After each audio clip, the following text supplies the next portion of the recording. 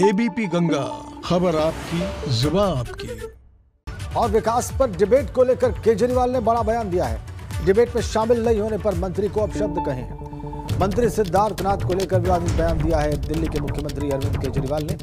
आपकी national council सभा में केजरीवाल ने बयान दिया। उनका कहना था कि मनीष सिसोदिया, उनके उप मुख्यमंत्री, ने डिबेट के लिए चैलेंज दिया था और उस चैलेंज को एक्सेप्ट नहीं किया उत्तर प्रदेश के कैबिनेट मंत्री सिद्धार्थनाथ सिंह ने। सिद्धार्थनाथ सिंह पर निशाना साधा अरविंद केजरीवाल ने। देखिए उन्होंने क्या कहा। अगले 2 साल के अंदर देश में जो भी चुनाव हो रहे हैं, आपकी पार्टी ने तय किया कि अगले 2 साल में इन 6 राज्यों में चुनाव लड़ेंगे। उत्तर प्रदेश, उत्तराखंड, गोवा, पंजाब, हिमाचल प्रदेश और गुजरात। मंजूर है?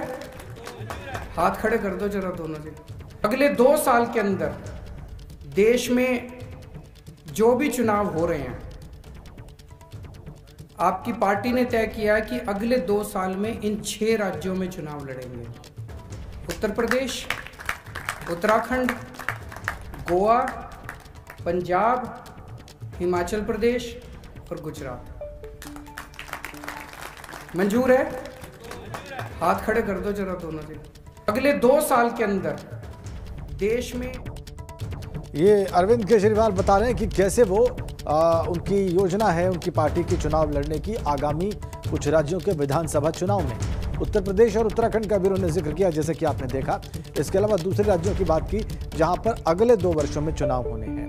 अपनी नेशनल काउंसिल यानी कि आम आदमी पार्टी की नेशनल काउंसिल मीटिंग को वो संबोधित कर रहे थे और उसमें विधानसभा चुनाव लड़ने का उन्होंने ऐलान किया। ये ऐलान वो पहले भी कर चुके हैं, लेकिन अपनी पार्टी की काउंसिल की मीटिंग में ही उन्होंने पहली बार किया। जो भी चुनाव हो रहे हैं, आपकी पार्टी ने तय किया कि अगले 2 साल में इन 6 राज्यों में चुनाव लड़ेंगे। उत्तर प्रदेश, उत्तराखंड, गोवा, पंजाब, हिमाचल प्रदेश और गुजरात। मंजूर है? हाथ खड़े कर दो जरा दोनों से। हमारे ब्यूरो चीफ वीरेश पांडे ज्यादा जानकारियों के साथ जुड़ गए हैं, लाइव कनेक्ट है इस वक्त।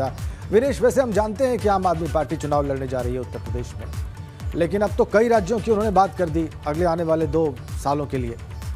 इसके अलावा उन्होंने कैबिनेट मंत्री के बारे में, सिद्धार्थनाथ सिंह के बारे में भी टिप्पणी की है अपनी नेशनल काउंसिल में। ये इरादा क्या है अरविंद केजरीवाल का, करना क्या चाहते हैं?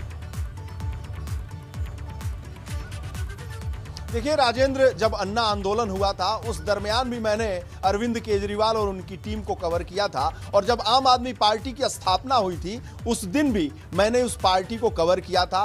देखिए, जो आम आदमी पार्टी की राजनीतिक शैली है उसे जानता है, पढ़ता है, समझता है। वो ये जानता है कि ये विवादों में रहने वाली पार्टी है और इसका जो उदय हुआ है, इसका जो प्रादुर्भाव हुआ है, इन्हीं तरीकों से हुआ है। जब वो कहीं पेनिट्रेट करते हैं, कहीं घुसते हैं, तो वो निश्चित रूप से किसी भी चीज का बवेला खड़ा करते हैं। वो बड़े लोगों को साधते हैं, बड़े मंत्री, मुख्यमंत्री पर निशाना साधते हैं। अरविंद केजरीवाल को याद होगा कि 2014 में वो नरेंद्र मोदी के खिलाफ जाकर चुनाव लड़ गए थे बनारस से, बुरी तरीके से हारे थे, उनके ऊपर चप्पल चले, उनके ऊपर स्याही चली। तो ये एक राजनीतिक शैली है चर्चा में आने की, जो आम आदमी पार्टी की क्रिया को जानता है, उनकी प्रतिक्रिया को जानता है, उनकी शैली को जानता है, उनके विचार को जानता है। वो ये जानता है कि विवाद में ही वो संवाद स्थापित करते हैं और संवाद के जरिए लोगों से कनेक्ट करने की कोशिश करते हैं, और कोशिश हमेशा विवादित बयानों के जरिए होता है, किसी के ऊपर कीचड़ उछाल कर होता है।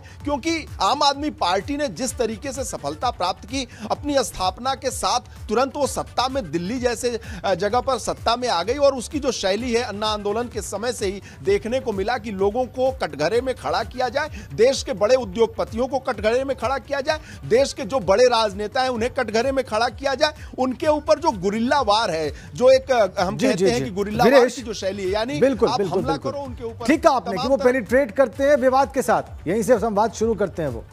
अब हमारे साथ इस वक्त बीजेपी के प्रवक्ता ओपी मिश्रा जी जुड़े हुए हैं। मिश्रा जी, स्वागत है आपका एबीपी गंगा पर। अभी हम दिखा रहे थे कि आम आदमी पार्टी के जो कोऑर्डिनेटर हैं, कन्वीनर हैं अरविंद केजरीवाल और दिल्ली के मुख्यमंत्री हैं, वो ये कह रहे थे कि वो उत्तर प्रदेश, उत्तराखंड और बाकी के राज्यों में जहां पे आने वाले 2 वर्षों में चुनाव होना है वहां पर वो चुनाव लड़ेंगे।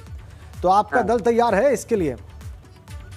देखिए, अरविंद केजरीवाल जहाँ भी मुख्यमंत्री हैं, पहले तो उनको दिल्ली संभालना चाहिए। उनसे दिल्ली तो संभाल ले रही है, जिस तरह वहाँ एमसीडी का 13,000 करोड़ रुपया बकाया है और वहाँ एमसीडी के मेयर चिल्ला रहे हैं हमारा पैसा दो, उनसे दिल्ली संभाल ले रही है। और जिस तरह से ये प्रोपेगेंडा की राजनीति करता है, ये पूरा देश जानता है, ये पूरे देश जानता है कि कैसे इन्होंने ठगों की राजनीति की और ये ठगों के सरदार है। और जिस तरह दिल्ली की जनता को ठगा है इन्होंने, वहाँ के मूलभूत सुविधाओं से लेकर हर चीज को, और अब ये उत्तर प्रदेश में प्रवेश पाना चाहते हैं, उत्तरांचल में आना चाहते हैं। और यहाँ योगी जी की सरकार है, बता दिए कि यहाँ इनका कोई प्रोपेगेंडा चलेगा नहीं। जिस तरह सोमनाथ भाटे का हाल हुआ, जेल में जाना पड़ेगा, अरविंद केजरीवाल आएंगे, उनको भी जेल में जाना पड़ेगा अगर ऐसी कोई भी कार्रवाई और उत्तर प्रदेश में कोई भी ऐसा माहौल और कोई ऐसी चीजें खराब करने की कोशिश करेंगी तो उनको बता दिए कि यहाँ योगी जी की सरकार है और यहाँ पे सरकार बड़ी सद्भाव। वो ये कह रहे हैं मिश्रा जी, वो ये कह रहे हैं कि उन्होंने डिबेट का चैलेंज दिया, जब एक्सेप्ट किया गया चैलेंज दिया, वो भाग गए। वो खुद देखिए, मनीष जी खुद अपने कहे से पीछे हटे, वो भागे हैं। हमारे बेसिक बेंच से शिक्षा मंत्री सतीश द्विवेदी हैं, उन्होंने खुला चैलेंज किया है। और जिस तरह से उन्होंने दिल्ली में उन्होंने स्कूलों के हाल सुधारे नहीं है और बदतर किया है। उत्तर प्रदेश में जिस तरह प्राथमिक शिक्षा और जिस तरह शिक्षा में सुधार हुआ है, 10 लाख से ज्यादा लोग उत्तर प्रदेश शिक्षा से छोड़ गए हैं यहाँ परीक्षा देने से। उत्तर प्रदेश में कोई भी इस तरह के प्रोपेगेंडा जैसे दिल्ली में चलाया इन्होंने, पंजाब में चलाया, वो यहाँ नहीं चलने वाला है। इनको समझ लेना चाहिए, ये उत्तर प्रदेश है, यहाँ योगी जी की सरकार चल रही है। हम कोई प्रोपेगेंडा बर्दाश्त नहीं करेंगे इनका उत्तर प्रदेश में। ठीक है, बहुत धन्यवाद आपका मिश्रा जी। बीजेपी प्रवक्ता ओपी मिश्रा कह रहे हैं कि कोई प्रोपेगेंडा नहीं चलेगा उत्तर प्रदेश में। लेकिन हम वापस चलते हैं वीरेश पांडे के पास, हमारे ब्यूरो चीफ। वीरेश, अभी आपने देखा बीजेपी प्रवक्ता ने क्या कहा, वो उनका फर्ज है, वो अपने दल का पक्ष रख रहे थे। लेकिन ये भी एक सत्य है कि अपने इन तौर तरीकों की बदौलत वो दिल्ली में जगह बनाने में कामयाब रहे, दोबारा भी वो चुनकर आए, अच्छे खासे बहुमत से आए। ये एक सत्य है, एक तथ्य है। अब उत्तर प्रदेश और उत्तराखंड की राजनीतिक समीकरणों को देखा जाए तो वो बहुत भिन्न है, इसमें कोई दो राय नहीं है दिल्ली के मुकाबले में। लेकिन क्या संभावना है, क्या आगे हम इसी तरह की सिलसिलेवार मुसलसल चीजें देखेंगे आम आदमी पार्टी की ओर से, अरविंद केजरीवाल की ओर से आने वाले दिनों में विधानसभा चुनाव तक? देखिए, आम आदमी पार्टी की जो शैली है, मैं बार बार कह रहा था, कांग्रेस जब कमजोर हो रही है, यानी दिल्ली में कमजोर कौन हुआ? जो कांग्रेस का वोट बैंक था, वो जब कमजोर हुआ तो आम आदमी पार्टी का उदय हुआ। जो आज आम आदमी पार्टी का उदय हुआ है दिल्ली में, वो सारे वोटर्स कांग्रेस के वोटर्स थे जो अब आम आदमी पार्टी में चले गए। यानी भारतीय जनता पार्टी से मुकाबला अगर हम कहें तो कांग्रेस यूपी में जिस तरीके से कमजोर हुई है, उत्तराखंड में विपक्ष जिस तरह से कांग्रेस कमजोर हुई है, यानी जो उत्तर प्रदेश के लिहाज से हम बात करें तो उत्तर प्रदेश में समाजवादी पार्टी, बसपा, कांग्रेस सड़क पर जो बहुत नहीं दिखती है। यानी योगी आदित्यनाथ की सरकार को घेरने का जो वैक्यूम है उसे भरने की कोशिश लगातार आम आदमी पार्टी के संजय सिंह कर रहे हैं, केजरीवाल कर रहे हैं, खासकर कांग्रेस पार्टी इन राज्यों में जहां जहां कमजोर पड़ी है पिछले वर्षों में, उस वैक्यूम को भरने का प्रयास है। ये तथ्य और पिछले उदाहरण साबित करते हैं, इस बात को सिद्ध करते हैं। वीरेश, बहुत धन्यवाद आपका।